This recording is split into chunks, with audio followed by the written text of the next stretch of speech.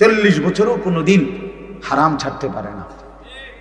50 বছরও সুদের লেনদেন আর ঘুষের লেনদেন নাফরমানে ছাড়তে পারে না। 60 বছরের বয়স্ক এখনো ঘরে গিয়া হা করে রাক্ষসের মতো হা করে রঙিন টেলিভিশনে নর্তকীর নাচ নাটক আর সিনেমা দেখে। তো পরিবর্তন হবে কোন দিন চাচা? বদলাবেন কোন দিন? বিড়ি সিগারেট ছাড়বেন কোন দিন? টেলিভিশন আর নাটক সিনেমা নর্তকী দেখা বন্ধ হবে কোন দিন? 60 বছরও সময় হয় নাই, 40 বছরও সময় হয় নাই, 50 বছরও সময় হয় নাই, কোন দিন? আর কখন? আর কখন? আলাম ইয়ানি লিল্লাযীনা আমানু আন তাখশা কুলুবুহুম লিযিকরিল্লাহ। আল্লাহ বলেন, ঈমানদার বান্দা, আমি আল্লাহর স্মরণ, আমার ইবাদত, আমার জিকির, আমার বন্দিগির জন্য তোমার দিলটা নরম হওয়ার সময় আজও কি হয়নি? গুনাহ ছাড়বা না তাইলে? এক মুসলমান 30 বছর মিথ্যা বলে, এক মুসলমান 30 বছর টানা সুদের ব্যবসা করে, এক মুসলমান 30 বছর কিস্তি নেয়, এক মুসলমান 30 বছর ধরে ওজনে কম দেয়। এটা কি ধরনের মুসলমান? এত শক্ত কেমনে হইলা বান্দা? আল্লাহ যেন ডেকে বলছে, হায় বান্দা, এত পাষাণ হইলা কেন? এতদিন আল্লাহকে ভুলে থাকে মানুষ, কিভাবে ভুলে রইল? এজন্য বাপ, এটা জরুরি বিষয়, এটা বুঝা, এটা খেয়াল করা। আমি রাগ হয়ে এটা কোনোভাবে গ্রাম অঞ্চলে দেখবেন ওই বয়স্ক লোক সামনে বসে ওয়াজ শুনে, জুম্মার বয়ান, বসে বসে জুরায়, আবার আবার মানে বড়শি দিয়া মাছ ধরে, বড়শি দিয়ে কি ধরে? মাছ ধরে, মাছ ধরে। এই বড়শি নিয়ম হলো এটা, মাছে মাঝে মধ্যে টাই না, এটারে ভিত্তি না, এটা আবার ওড়ে, জুড়ে নিয়ে ওনারে একবারে নিচে ফেলায় দেয়, মাঝে মধ্যে আবার ওড়ে। তাই দেখা গেছে পরে যদি জিজ্ঞাসা করেন, চাচা কি শুনলেন, বলবে যে কত কথাই তো কইছে, কোনটা কম। আসলে কোনোটাই কইতে পারে না, জন্য জানেই না, কেউ কিছুই তো মনোযোগ দিয়ে শুনে নেই, খামখেয়ালির একদিন। আমার জীবনে আমি বহুত দেখছি, শেষ পর্যন্ত পরে কয় কি, হ্যাঁ আমরা হুজুর আজ এত বছর ইমাম সাহেব রাখলাম, আমরা হুজুর দিদি কইলো না, 100 বার কইছে মিয়া, আপনি বইয়ে বইয়ে জুড়াইছেন মিয়া, আপনি বসে বসে জুড়াইছেন, তখন গিয়া 10টা কান উড়াই দিছে কার? হুজুরের কান। আমরা হুজুরের দিক কইছে না। এই জন্য দয়া করে আমি অনুরোধ করলাম প্রত্যেকের কাছে, জুমার বয়ান একদম চোখ বরাবর করে ইমাম সাহেবের দিকে তাকায়া উলামায়ে কেরামের নসিহত শুনবেন ইনশাআল্লাহ। আমি বললাম অল্প সময়ের মধ্যে জিন্দেগির মধ্যে পরিবর্তন আসবে। নজরের অসাধারণ প্রভাব, চোখের দৃষ্টি জিंदगी बदलाए देगा। दीन होता है बुजुर्गों की नजर से पैदा। अल्लाह वाला हक्कानी रब्बानी मुत्ताकी उलमाए केरामेर চোখের দৃষ্টির বরকতে, নজরের বরকতে মানুষের মধ্যে দিন আসে, জিंदगी বদলায়। চোখের সাংঘাতিক, এই চোখের দৃষ্টি মানুষকে বদলে দেয়। গুনার দিকে দৃষ্টি, এটাও যেমন বদলায়, নেকের দৃষ্টিটাও বদলায়। কোন নেককার আল্লাহওয়ালা যদি কারো প্রতি নজর দেয় তো তার শরীরের মধ্যে পরিবর্তন আসে। আবার কোন মানুষ যখন ভিন নারীর দিকে নজর দেয়, এটারও প্রভাব। এই যে ভিন নারী দেখলেই, নর্তকী আর বেবিচারিণী, বেহায়ার বেপর্দা নারীর দিকে তাকাইলেই তো পুরা দেহের মধ্যে আলাদা পরিবর্তন হয়, নতুন ফিলিংস জাগে, ভিন্নতা। তো বোঝা গেল চোখের দৃষ্টি সাংঘাতিক। চোখের নজর পড়লেই তো শরীরের মধ্যে অনুভূতি, পুরা শরীর বদলায়। তাহলে বুঝাই গেল নারীর দিকে নজর দিলে যদি গুনাহের প্রতি পুরা শরীর নড়ে চড়ে ওঠে, তাইলে বুঝা গেল কোন আল্লাহওয়ালার দিকে নজর দিলেও ঈমান আমলের প্রতিও সারা শরীর নড়ে চড়ে ওঠে। তুরাফুল আশিয়াউ বিল আওদাদ, উল্টা দেখে ভাও চিনা যায়। ভাও দেখে উল্টা চিনা, আলো দেখলে অন্ধকার বোঝা যায়। জীবনে যদি আমরা আলো না দেখতাম তো অন্ধকার বুঝতাম না। অন্ধকার দেখাতে আলো বোঝা যায়। কান্না থাকার কারণে হাসির কদর আছে। কান্না যদি না থাকতো তো হাসির কদর হতো না। দুঃখ না থাকলে সুখের কদর মিলত না। অসুস্থতা না থাকলে সুস্থতার কদর হতো না। এই জন্য এটার দ্বারা বোঝাই যায় যে গুনাহের দিকে যদি নজর পড়ে, যেহেতু সারা শরীরে পরিবর্তন হয়, তো নেকের দিকে নজর পড়লেও সারা শরীরে কি হয়? আল্লাহ আমাদেরকে বোঝার তৌফিক দান করে। নিয়ত করছেন তো শুনবেন তো মনোযোগ দিয়া। না না, আজকের ওয়াজ না, আজকের ওয়াজ তো শেষই ধরেন। সামনে সামনে শুনবেন সব সময়, বলেন ইনশাআল্লাহ।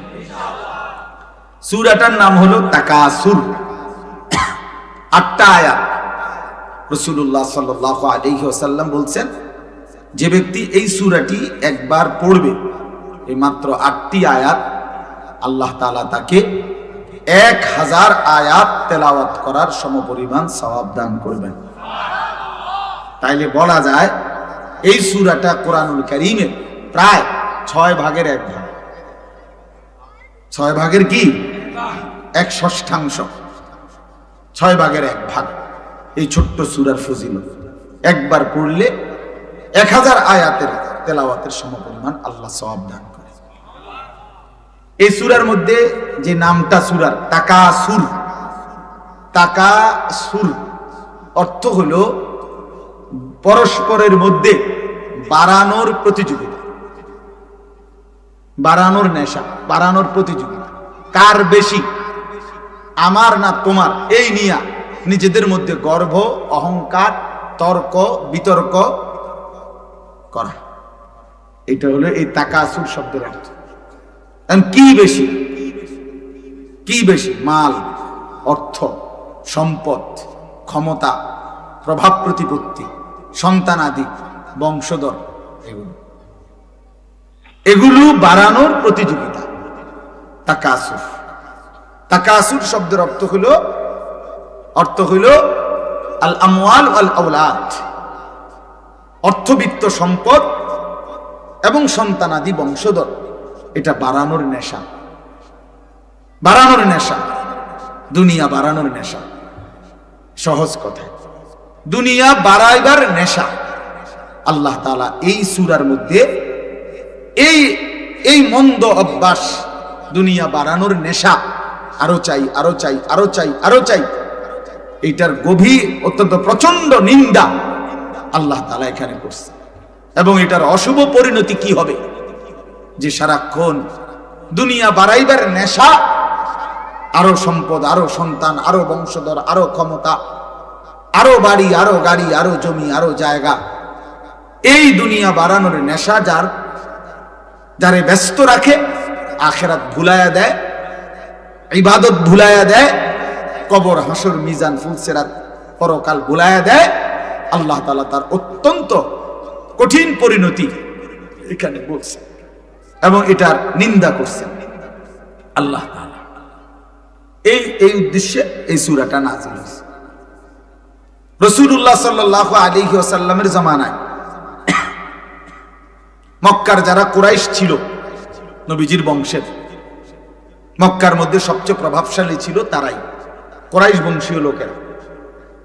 তো এই কুরাইশ বংশীয় লোকদের মধ্যে ছোট ছোট গোত্র ছিল। মানে এক তো মেইন হলো কুরাইশ, এর অধীনে আবার ছোট ছোট শাখা গোত্র আছে। যেমন আমার দাদা, তো আমার দাদা আর 4 ছেলে, মানে আমার বাপ চাচারা ছিল 4 জন। তো প্রথম তো আমার দাদা বাপ চাচারা মিললে একই ঘর, এই ঘর জেডার, ওই ঘর আমার ছোট চাচার, এই ঘর আমার আব্বার, এই ঘর আমার 3 নম্বর চাচার ঘর, এই কদ্দুর। তো এটা একবারে একটাই পরিচয়। ধীরে ধীরে দাদার এই 4 ছেলের বংশধর বেড়ে গেল, ছেলে মেয়ে নাতি নাতনি জি ফুত অনেক বড় হয়ে গেল, বেশি হয়ে গেল, এক একজন আরেকটু দূরে দূরে আলাদা আলাদা বাড়ি বানলো, ঘর করলো। এদের পরবর্তীরাও আবার নতুন নতুন ঘর করলো। এখন এই চারো পুতেরই আবার আলাদা আলাদা বংশ, আলাদা আলাদা গোত্র হয়ে গেল। এই যদি তাহলে ওই দাদার হিসাবে তো এক, কিন্তু আবার সন্তানরা তো আলাদা আলাদা কি হলো, পরিচিত। তো কুরাইশ একটা এর প্রধানতম একটা শাখা, আবার এর অধীনে ছিল ছোট ছোট আরো অনেক গোত্র।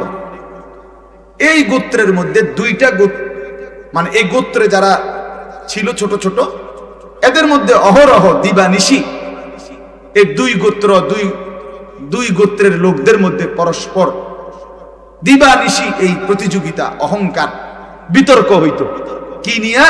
এই কার ছেলে কয়জন, মেয়ে কয়জন, নাতি কয়জন, ক্ষমতা কদ্দুর, টাকা কদ্দুর, ঘর কদ্দুর, জমি কদ্দুর, এগুলো নিয়ে নিজেদের মধ্যে সারাক্ষণ যখনই সুযোগ পাইত এই নিয়েই আলোচনা, এই নিয়েই বিতর্ক, এই নিয়েই নিজেদের মধ্যে ঝগড়া। হ্যাঁ বেটা, আমার চাচা এমন, আমার জ্যাঠা এমন, আমার ভাতিজা এমন, আমার স্বাস্থ্য ভাই এমন, তোর কিতা বেটা মাত বড়ি করস। আমরা এমন বলি না দুনিয়া, অহরহ অহরহ এই অহংকার, এই প্রতিযোগিতা নিজেদের মধ্যে তারা করত।